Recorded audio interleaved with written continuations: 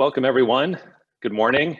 This is the next session of TAO's Resiliency Series with Oregon Secretary of State, Shemia Fagan. I'm Skip Newberry, President and CEO of TAO. A couple of rules of engagement before we get started. All participants have been muted, so please remain on mute unless a TAO staff member unmutes you and calls on you to talk. You may ask or respond to questions in the chat, or either privately or publicly by directing your message to TAO admin or to Ruthie Ditzler. We'll monitor the chat box and respond throughout the discussion. We'll ask you all to engage via the participant icon on your screen. And please engage with us on social media during this call and throughout the day as well. We appreciate all the social support, and you can see where to find us on the slide. Due to the limited time, we'll capture all questions in the chat and shift any unanswered ones to Mobilize, which is our online member engagement platform. And that's where we connect with our virtual community and where we'll post unanswered questions from our members there to keep the conversation going after the event. If you have questions about joining Mobilize or TAO, please reach out to membership@techoregon.org. TAO staff support today is provided by Kara Tarano and Ruthie Ditzler, who are happy to take feedback, questions, comments, or discuss sponsorship opportunities. It's now my pleasure to introduce Oregon Secretary of State, Shemia Fagan. Thank you for joining us today, Secretary. Good morning. Thanks, Skip. And hello to the membership. We talked about if you want to leave your cameras on, I am good with that. It's a little bit easier to actually see a few faces, but the few folks that have cameras on, you need to laugh really loud, like be really excited so that I get some feedback, because that's one of the hardest things and the weirdest things. Or, oh, thank you, Martin. Martin's raising the roof. Okay, we're good. We're in good shape. That's one of the hardest things about doing a presentation. It seems like the larger the group in real life, the more like energy and feedback you get. In Zoom world, the larger the crowd, the more likely it is that you see no faces at all, because so it's this very weird inverse relationship. So thank you for the invitation. My name is Shemia. I use she, her pronouns. And since January of this year, I've been honored to be Oregon's Secretary of State, our 28th Secretary of State. But oddly enough, I am our 5th secretary in the past 6 years. I'm gonna let that sink in. 5 secretaries in 6 years. I'm our 28th since statehood and 5th in 6 years. And so it has been, there's been a lot of turnover in this agency. And so I'm really honored that Oregonians chose me for my first 4-year term. The Secretary of State is a constitutional office. One of 3, the governor, the treasurer, and the Secretary of State are the only 3 statewide offices that are in the Constitution. And I can serve up to 2 8-year terms, or sorry, 2 4-year terms consecutively. So I'm in my first 4-year term. I'm very excited. The opportunity that Skip asked me at the beginning was just to share a little bit of my background, which is probably unusual for some folks that are serving in office. I grew up actually in Wasco County. So my dad was a single parent. I grew up in the Dalles and Dufur. And I think if I had a whole crowd, a room full of people, I would ask you to raise your hands if you've even heard of Dufur, and to keep it up, you know where Dufur is. It's a little town of about 600 people that is just 13 miles south of the Dalles in the Gorge. It's kind of like central Oregon, right off of the Columbia River Gorge, a beautiful little town. And my dad, as I mentioned, was a single parent. I have 2 older brothers, so I was the only girl growing up in a house full of boys in rural Oregon. And so when you see me present publicly or we run into each other and you hear folks say, man, you know, Shemia's a little rough around the edges sometimes. House full of boys in Dufur, Oregon. I was the baby. So I blame it on them. And that's also where I get a lot of my resiliency. I like that series that you're doing from my life experiences. My mom actually battled meth and heroin addiction for much of my life. And so my dad was our stability and he raised us, and my mom was in and out of our lives. She experienced homelessness multiple times living in Portland. Once we went to visit her when I was about 15, and my older brother was driving me from the Dalles to Portland. And at this trip, we probably hadn't seen my mom at that point, probably in 2 or 3 years. She would kind of disappear for periods of a time. This is, of course, before cell phones and Facebook. And so if somebody didn't have a home and a landline, it was hard to get a hold of them or an address. And so she had sent us a letter and said, hey, I've got a home, you know, I'd love to see you. So we drove from the Dalles to Portland to see her. And we were excited. We always loved to see her. She was a wonderful, beautiful, warm human being. Excuse me. And my brother pulled up to this huge house, like a Victorian style house, big old wraparound porch. And she greeted us and then walked us around to the front steps. But instead of walking up the steps, she dropped to all fours and then she crawled underneath the porch. So my brother and I dropped to all fours and crawled under the porch behind her and spent an afternoon with her. She had unzipped a sleeping bag, so at least we weren't just sitting on packed dirt. And that's obviously, that experience stuck with me growing up. When she passed away in 2014, she was living in the first house she'd ever owned, and she'd been clean for almost 6 years. So it does have a happy ending. But because of my experiences with my mom and with my dad, who struggled to make ends meet for us, that's why I've spent my career as both an Oregon lawmaker and as a civil rights attorney, with folks who are hanging on by a thread as my biggest priority. Families and people. And it's interesting when I go to business type organizations, because I think a lot of folks would think, oh, don't talk about this story. These are business people. I would venture to guess that as business people, either some of your stories are not dissimilar to mine, or somebody in your family, or somebody that you know, because whether you're a business leader or working in a nonprofit or a political leader, like, we all have backgrounds and we all come from somewhere and we all have stories. And so I find that no matter who I'm in front of, talking about my background and my story resonates with human beings, and human beings have stories and lives. And so I wanted to share that with you. That's where I come from. That's where I've focused as a legislator. I served one term on the David Douglas School Board. In fact, my 10-year anniversary of my very first elected office is coming up next month. I got elected to the David Douglas School Board 10 years ago this May. I served 2 terms in the Oregon House, and was in my first term in the Oregon Senate when I got elected as Secretary of State. So some of the work that I've done included obviously helping folks like my family, passing policies like paid sick leave, housing protections, but also the very first bill that I chief co-sponsored created the Office of Small Business Assistance in the Secretary of State's office. And then of course, issues around expanding access to the ballot and reducing barriers to vote have been big focuses of mine as a state legislator as well. So Skip, that's my background. I know that you all have some questions that you want to get to, so I'm happy to take questions, but I really appreciate the opportunity for me to share you a little bit about where I come from. We really appreciate that. And we only have a half an hour to kind of get to know someone, so it's really great to start with kind of that as sort of grounding, and what a compelling story. In terms of the Secretary of State's office, there's obviously a multitude of responsibilities. And we can talk a little bit more in depth about some of those, like, voting access and elections and the corporations division. But what are some of the things in total that the Secretary oversees? Yeah, well, I'm glad you asked this, because no matter the crowd, I find that most people have no idea what the hell the Secretary of State does. So if that is you, you're in good company. That's one thing I learned running for this office, is that we would do focus groups and people would like shyly raise their hand and be like, foreign affairs, maybe voting, if they'd heard a little bit. So it is the one thing that's interesting, and why I think it's hard for everyone to tack exactly what they do, is secretaries of state do different things in all different 50 states. Most secretaries, not all, but most do serve as the chief elections officer. So that's of course my key role as Secretary of State, as chief elections officer.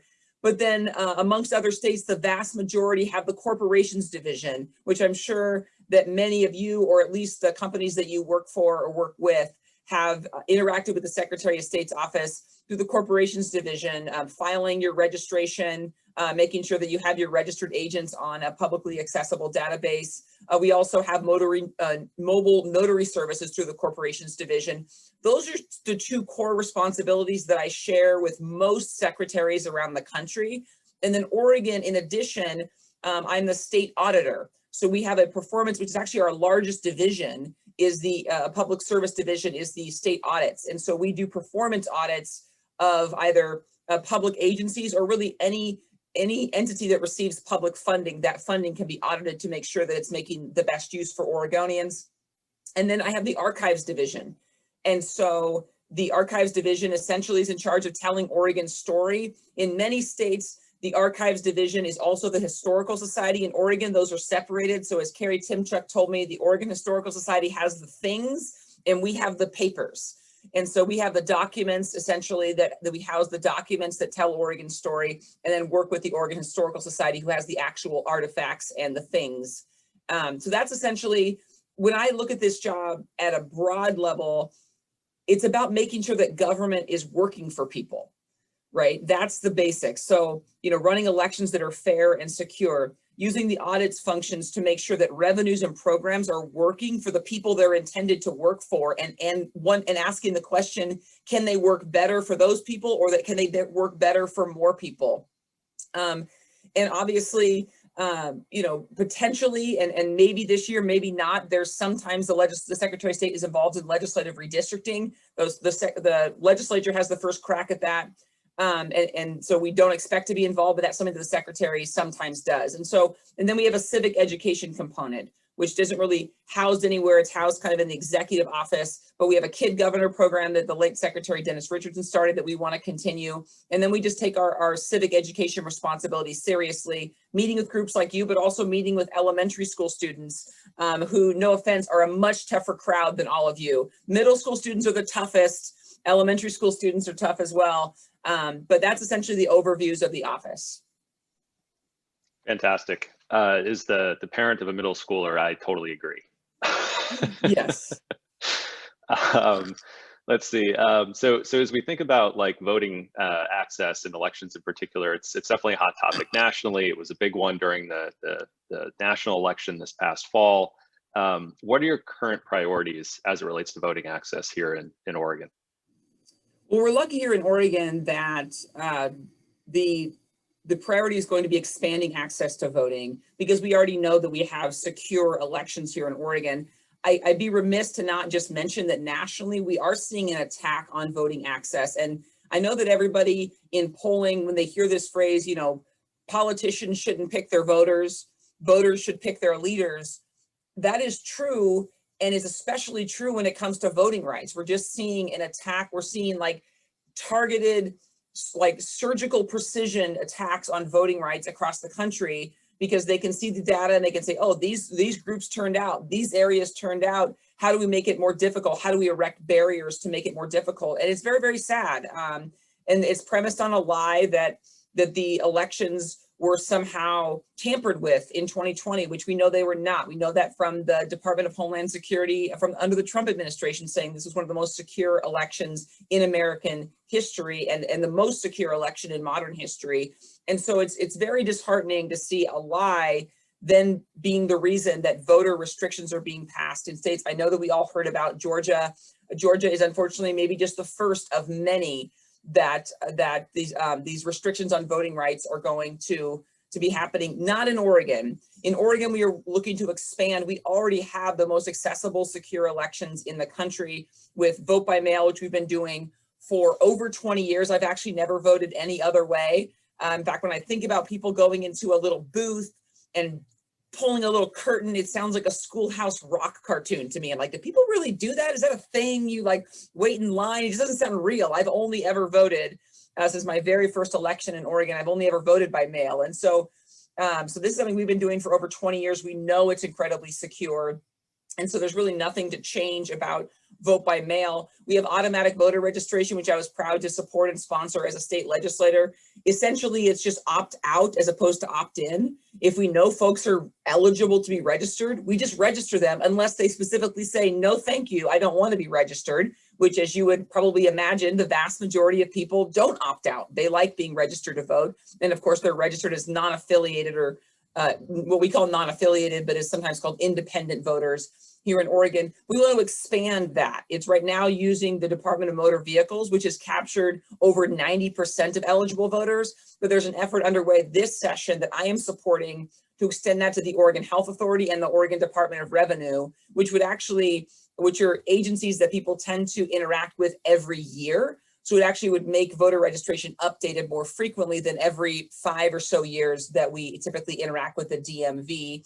And then the one place where Oregon's vote by mail is behind other states that do vote by mail is by allowing ballots that are postmarked by election day to be deemed received. In Oregon, they still have to be received by election day, which accounts for there's definitely a percentage of voters whose ballots don't arrive in time and whose votes aren't counted, despite the fact that they earnestly and in good faith cast those ballots by election day.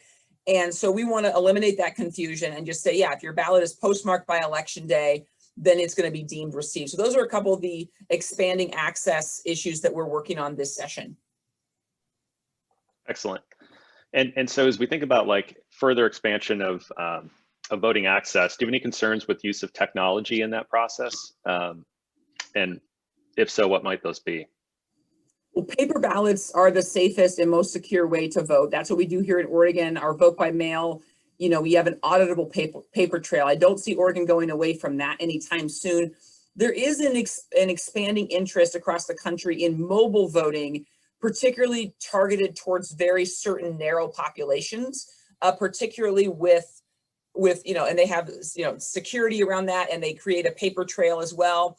But mobile voting, for example, for overseas and military ballots, folks that have a hard time, obviously returning a mail ballot is really difficult.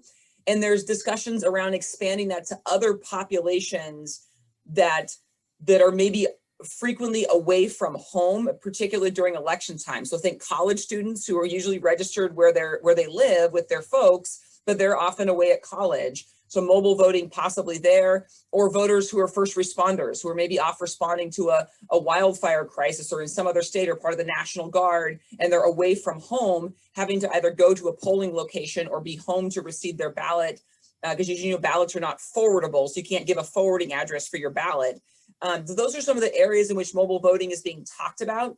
I think that, just given the concerns around cybersecurity right now, I think that it's a tough road, just because of people have so many concerns about that. But it's been used successfully in West Virginia, for example. Oregon had a pilot project with 2 of our counties this year, did mobile voting for our overseas and military ballots, and it was a success without any hiccups. And so I think that's an area possibly for expanding voting access for folks that, by nature of their job or what they're doing at the time, are not at home at the time of elections typically. Great. And a couple other questions we got from some folks who had registered, really centered around the topic of like digital transformation and use of technology to make it easier to interact with government. And you mentioned that corporations division is a part of what you oversee. And so one question comes to mind, are there opportunities that you see to kind of improve the process for how companies register and get started? We work with a lot of startups, and one thing that's often come up is, could Oregon be like a digital Delaware where it's super attractive and easy to get going as a company? Do you have some thoughts there around kind of where the corporations division could go in the future? Well, we are all, and many of you probably know more than most, how we have fast forwarded at least a decade in the past year in 2020 in terms of the ability to work remotely, setting up systems, having to adjust our workspaces because of the pandemic. And so I don't think that we should lose all of that ground that we've covered, right? For some folks, they probably can't wait to get back into the office and do that regularly. But I'm sure that a lot of you have recognized there's times where your employees or doing organizations like this, where technology is a benefit, and how do we continue to move that forward? And I think that's going to be a big focus for our corporations division. We have a new division director, and her big focus is on economic and business equity. We want that to be a focus of our office. And that also is an issue in terms of online, right? Equity also means, we can't have businesses in really well-resourced rural areas, with way more resources than, folks that lack digital broadband and or rural broadband and have access issues with respect to their technology. So the Oregon Central Business Registry, of course, is online, and we want to make that something that is better. Obviously, we want to take feedback. As you probably know, we rolled out mobile notary or online notary last year through the Secretary of State's office. For, I think, apostilles, you still have to be in person, but for the online notary, which helps a lot of people, that's a big boon if folks can learn how to use that system. So we're always looking for ways to make it easier, right? Salem is not an ideal location for many folks to have to travel to, not only even in Portland having to come down, but if you think about folks that live in the central and eastern part of the states, it's a really difficult place to get to if you have to be in Salem to do certain resources. So we are always looking at ways that we can help. And this organization seems like one that might have a lot of really good ideas around how to harness the technology that we've all been a little bit forced into using in the last year, but not all lose all of those gains that we've made. And that's true for our corporations division as well. Excellent. I mean, we definitely, I think, have a number of members that would be interested in, connecting with your team, even just as a sample of businesses in the state that also happen to know a bit about technology, to say like, okay, here's some things that we might recommend or see some improvement. So if that's ever of interest, definitely count us in. We'd be happy to. It is of interest, and I'm counting you in. Perfect. I'm signing us up. We're committed. It's on the record. So switching topics a little bit, there was also a conversation about, at least among our members before this, as we look at, different ways that the tech sector could engage with your work. Can you think of some other ways that it might be helpful, whether as residents to help get the word out about why it's important for people to vote and why voting access is important, or as business owners that are in the tech sector? Are there some things that with this group here that you would say, hey, if you all could do one or two things to make my job easier and improve what I'm doing for Oregon, what would those be? Well, in addition to everything that you just mentioned in terms of obviously voting, making sure that you're updated and registered for these upcoming May elections, I would say that we're going to be an opening initiative on misinformation and disinformation, try to help people like fact checkers. The idea that we can play whack-a-mole with every single piece of misinformation that's out there about elections and that's an enormous job. We don't have anywhere near the resources to do that, given that they're coming from massively well-funded places. And so in our civic education portion, we're going to be trying to put out proactive information, try to help people think like fact checkers. So when we see certain things online, even if we want them to be true, to have that check is, okay, what's the source of this? Okay, does it link to a source? Is that what the source actually says? Is that a reputable source? What's the editorial bent here? Who benefits from this information being true?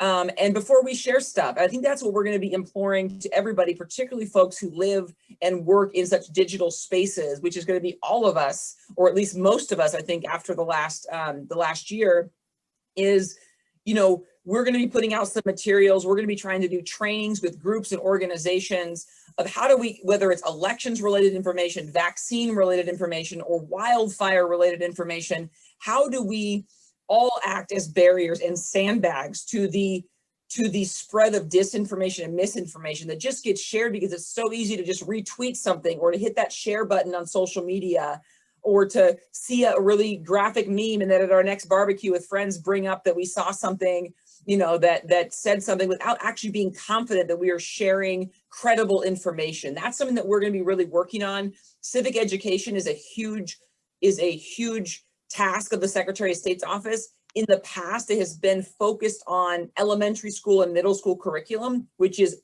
very valuable, and we're not taking away from that. We want to continue those programs.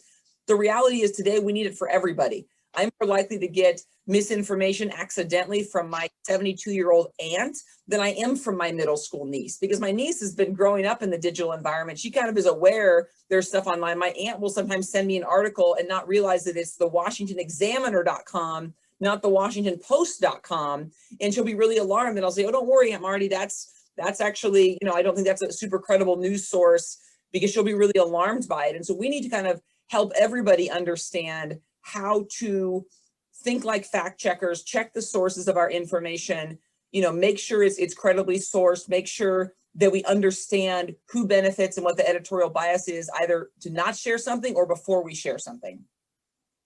That's a really hot topic right now, of course, nationally and also within our sector. And I think a lot of companies are trying to focus on ways that they can both from an internal standpoint combat that, but they're always looking for external opportunities as well and kind of seeing where the winds are headed. I know that speaking from personal experience, my two kids are definitely savvier and more discerning than I would say their grandparents are when it comes to misinformation and disinformation. And I think you hit the nail on the head there. Well, we've got a couple minutes left, and any other topics or closing remarks that you might like to leave us with here? We want to be respectful of your time. Yeah, I appreciate that. I'll just touch on redistricting really quickly, just because it's been in the news. Actually, that same aunt of mine called me last week and said, "How's the new job going?" She lives in Nevada, and I said, "Well, I got sued by all of my old friends," and she laughed. And so, the redistricting situation was very complicated, but it boils down to the fact that we had to figure out, and the legislature, when they learned that they had to sue me to get an answer from the Supreme Court, we all kind of rolled our eyes and laughed, and it really wasn't a hostile situation. Our biggest concern was to not have an extension of that deadline that would affect the 2022 election cycle, which we successfully got the court to give the legislature an extension, but not as long as they initially asked for. That would have interrupted those interrupted those election dates. That was our big concern. So redistricting is something that the legislature is tasked with under the Oregon Constitution. Only if they don't get it done is the Secretary of State involved. And 10 years ago, the legislature did, in a bipartisan fashion, pass legislative redistricting boundaries that we've been living under for the past 10 years. And so I suspect they will get that done again. And so, we don't plan to be involved. We're just continuing to bring people, particularly reaching out to groups that have been historically underrepresented or underserved, and making sure they know about the legislature's process, and they can go be heard and have those hearings. So that's essentially what we've been up to. I hit my first 100 days, I think, sometime this week. And we're going to be putting out a video. We tried to do 100 days in 100 seconds. If you can tell, I talk fast, so I was able to get a lot in that 100 seconds. But it is one of those things that it's just, this job is already more than I could have ever imagined, and I love it even more than I could have ever imagined. So thank you. Whether you voted for me or not, I'm your Secretary of State, and I appreciate this opportunity to talk to you and the opportunity to earn your trust, which we will be working to do over the next 4 years. And happy to come back sometime. And like you said, Skip, if you all have ideas about how we can improve services, whether it's the corporations division or any other thing that we do, please don't hesitate to reach out. Awesome. We will definitely take you up on that offer, and appreciate your time this morning. And for those of you who attended, Nikki Fisher in the Secretary's office just posted her contact info in the chat. She's more than willing to connect with you all as well. So thank you again, Secretary, for joining us this morning. And thank you all for spending some time with us. We really appreciated this. And as we, of course, move to any unanswered questions, we'll be sure to collect those and send those to the Secretary's team. And anything we didn't get to, we'll get some written short responses for folks. So thank you, everyone. Enjoy the rest of your day. And we look forward to seeing you at the next one. Thanks. Have a great day. You too.